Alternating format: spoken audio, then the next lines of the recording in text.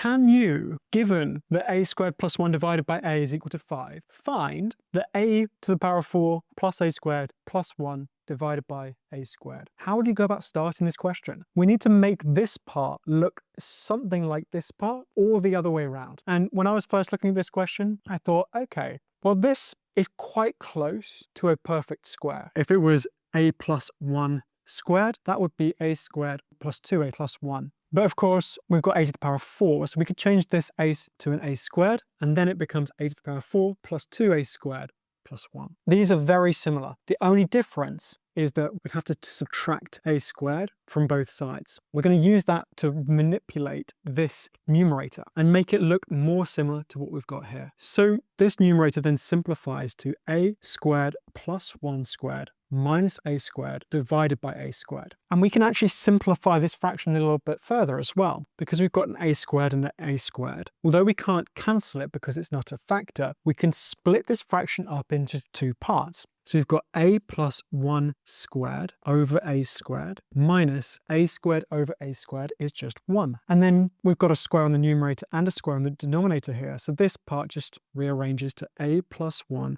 over a squared minus 1. And now if we look back to the information we've been given, well, this is actually the same as this. So this part is equal to 5. A squared plus 1 over a is equal to 5. 5 squared is 25. 25 minus 1 is 24. So given this information, we have found what a to the power of 4 plus a squared plus 1 all divided by a squared is equal to. Let me know if you like that in the comments and drop me a follow.